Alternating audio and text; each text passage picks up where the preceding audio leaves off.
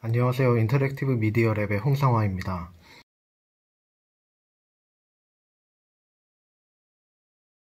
인터랙티브 미디어 랩은 4명의 작가로 구성되어 있습니다. 4명의 작가가 각자의 전문 분야를 가지고 있기 때문에 주제에 대해 학제적인 고찰이 빠르게 진행될 수 있습니다. 또한 작품을 표현할 때 때때로 그것이 너무 주관적이고 개인적이어서 대중의 이해를 얻기 어려운 부분들이 생기는데 인터랙티브 미디어 랩에서는 작가들의 의견 교환을 통해 보편적으로 통용될 법한 객관적인 미학적 추구가 가능합니다.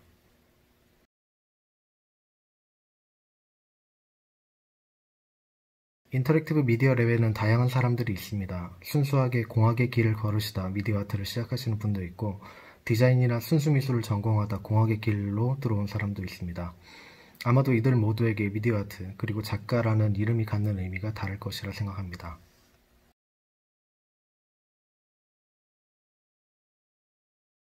공학은 객관적인 지표로 가치를 증명할 수 있습니다.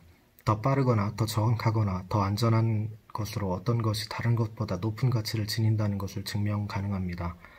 하지만 미학은 그렇지 않습니다. 개인의 취향에 따라 살아오면서 겪어온 경험에 따라 미학은 모든 개인에게 다른 가치를 갖게 됩니다. 이러한 공학과 미학을 함께 다룬다는 점에서 객관성과 주관성을 보편적으로 통용할 수 있는 철학계의 조형적 표현이 아마도 많은 미디어 아티스트들의 고민일 것이라고 생각합니다.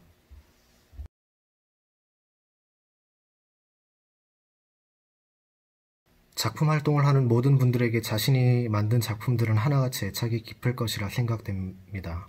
개인적으로는 2013년에 발표했던 아버지와 아들이라는 작업이 가장 애착이 깊습니다. 돌아가신 아버지와의 기억 때문이기도 하고 유학 생활을 마치고 한국으로 돌아오는 걸 결심하게 해준 작업이기에 많은 애정이 있습니다.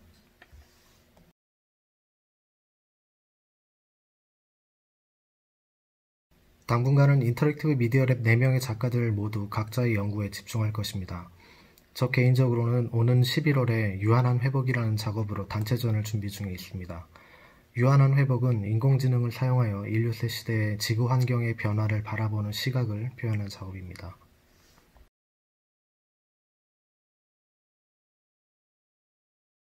개인적으로 좋아하고 동경하는 작가분들이 무수히 많지만 이번에 인터랙티브 미디어 랩 작업을 진행하면서 큐레이터의 역할을 새롭게 인식하게 되었습니다.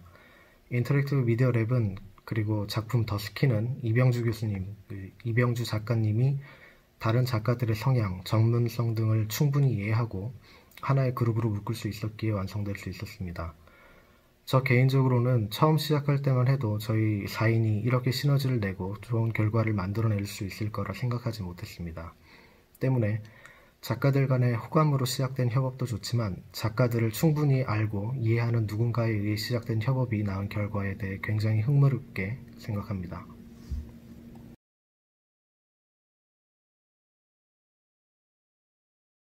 미디어 아트에서 기술 구현과 미학적 표현은 우열을 가릴 수 없이 중요한 요소입니다. 기술은 작가에게 붓과 물감과 같습니다. 화가가 붓과 물감을 자유롭게 다룰 수 없는데 제대로 된 작품이 나올 수는 없습니다. 또한 작가의 철학과 그 철학의 미학적 표현 역시 중요합니다.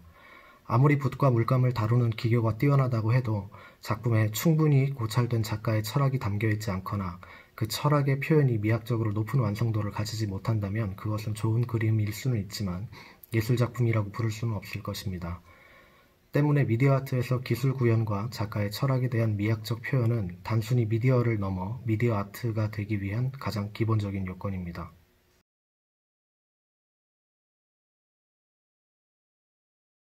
저희 연구실은 코로나 확산 중에도 개인 방역수칙을 지키며 정상적으로 운영되고 있었기 때문에 큰 어려움은 없었습니다.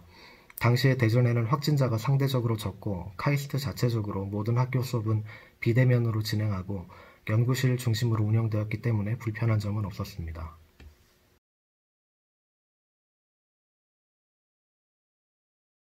작품에 사용된 터치패드의 기술적 가치를 논문으로 작성 중이었습니다.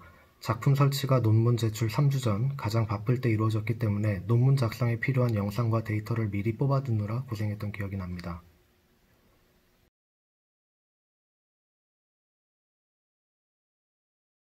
자크 블라스 작가의 얼굴 무기화 세트가 가장 기억에 남습니다. 이병주 교수님이 진행하셨던 창의적 과제 수업에서 한 학생이 같은 주제를 다뤘던 적이 있습니다. 당시 한 학기날은 짧은 시간 때문에 작품의 구현에 많은 어려움이 있었는데 미학적으로 굉장히 멋지게 표현한 것을 보고 많은 생각을 하게 되었습니다.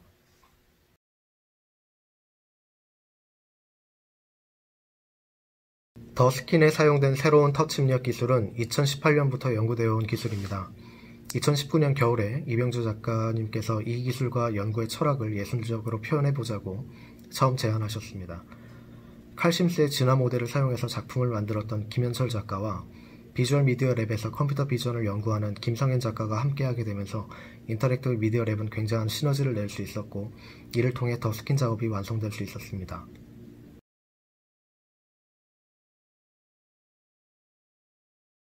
작품이 측정하는 재료의 물리적 특성은 저희가 발견하거나 만들어낸 개념이 아닙니다. 많은 선배 과학자들이 이를 발견하고 증명하여 이미 우리가 사는 세상에 적용된 지식들입니다. 우리는 뉴턴이 말했던 거인의 어깨에서 세상을 보는 것과 같이 이러한 기계공학적인 지식들을 현대의 터치 입력 장치에서 실시간으로 측정하고 이를 활용하는 방안에 대해 연구하였습니다. 물리적 현상에서 터치는 단순히 화면의 어떤 부분을 누르는 것보다 더 많은 정보를 내포합니다. 우리가 감정적으로 누군가를 위로하기 위해 어깨에 손을 올리는 것과 강도가 위협하기 위해 어깨에 손을 올리는 것에서 전혀 다른 경험을 하는 것을 생각해 볼 수 있습니다. 또한 아기들이 동물을 만지려 할 때 동물이 그 손길에 악이나 위협이 없다는 것을 느끼고 그것을 받아들이는 것 역시 좋은 예가 될 수 있습니다. 인간과 컴퓨터가 성공적인 상호작용을 하기 위해서는 기존의 터치 기술이 사용하는 단편적인 정보들보다 더 많은 요소들이 전달되어야 한다는 것이 이 연구의 철학입니다.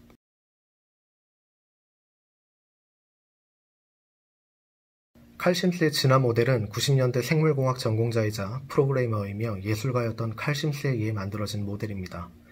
인공생명체가 살아남고 교합하고 돌연변이를 일으키며 재생산되어 진화되는 과정을 시뮬레이션할 수 있는 모델입니다. 더 스킨에서 진화 모델은 사용자의 터치 입력을 학습하고 이를 통해 진화하여 시각 표현의 구조와 소리를 계속해서 변화합니다.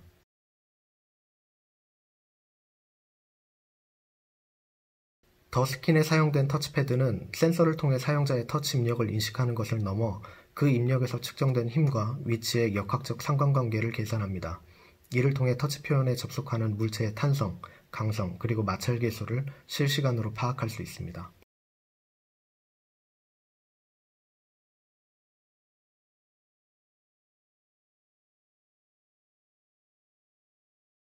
우리가 인공지능에 대해 많은 관심을 갖게 되면서 인공지능에 대한 시각은 두 가지로 나뉩니다. 하나는 인류를 위협하는 존재, 내 직업을 빼앗고 인류를 대체하는 적으로 바라보고 다른 한편으로는 모든 것을 해결해 줄 수 있는 만능의 존재로 바라봅니다. 하지만 지금 우리 곁에 있는 인공지능은 철저히 인간에 의해 정지된 정보만을 받아들이고 인간이 계획한 방법으로 연산하여 일을 처리합니다. 인공지능이 진정한 새 시대의 도구라는 이름에 걸맞게 되기 위해서는 인간이 느끼는 물리적 현상의 정보들을 더 많이 인식하고 활용할 수 있어야 합니다. 인간이 느끼는 것만큼 컴퓨터가 세상의 물리적 정보를 느낄 수 있을 때 우리는 비로소 인공지능을 단순히 빠른 연산 처리 장치가 아닌 새로운 독립된 지능으로 여길 수 있을 것입니다.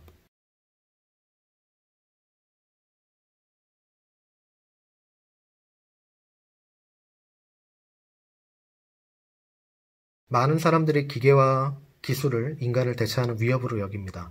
먼 미래의 기계가 인간처럼 사랑하고 미워하고 존재에 대한 이유를 고민하는 단계까지 간다면 우리는 이것에 대해 많은 고민을 해야 할지도 모릅니다. 하지만 앞으로 우리가 살아갈 미래의 인공지능과 기계 그리고 안드로이드는 위협의 존재가 아닌 협업의 도구입니다. 미국의 경제학자 에릭 브리놀프스는 2013년 테드터크에서 이것에 대한 좋은 시각을 전달했습니다. 컴퓨터가 체스 그랜드마스터를 이기고 더 이상 바둑에서 알파고를 이길 수 있는 인간이 없다고 해도 기계가 인간을 대체한다는 의미는 아닙니다. 그 기술을 사용하면 일반인도 체스 그랜드마스터처럼 이세돌처럼 바둑을 잘 둘 수 있습니다. 우리가 기술과 협업하면 이전에 도달하기 위해 많은 시간을 투자해야 했던 일들을 손쉽게 이룩할 수 있습니다. 몇 년 전 화두가 되었던 3D 프린팅과 같은 디지털 패브리케이션 기술들이 좋은 예로 볼 수 있습니다. 적어도 지금의 우리가 앞으로 살아서 볼 미래에는 포스트 휴먼 시대가 아닌 인간과 기술의 협업 시대가 될 것입니다.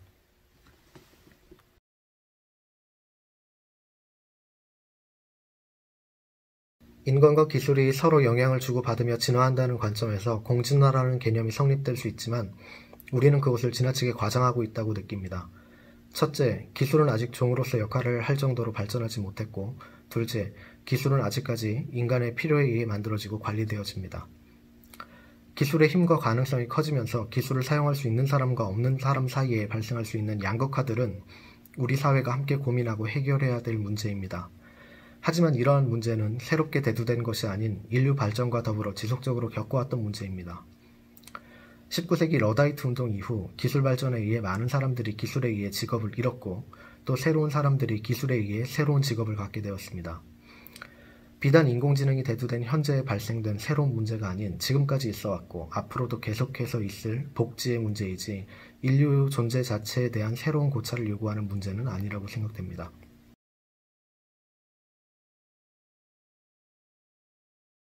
예술이 기술을 완성한다.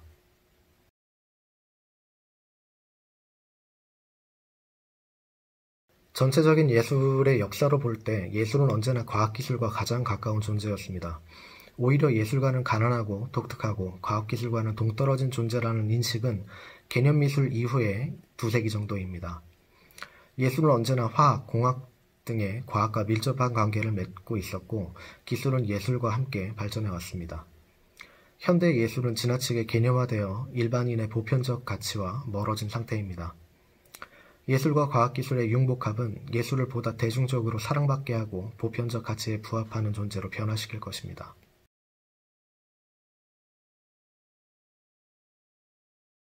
기술은 인간의 유용한 도구입니다.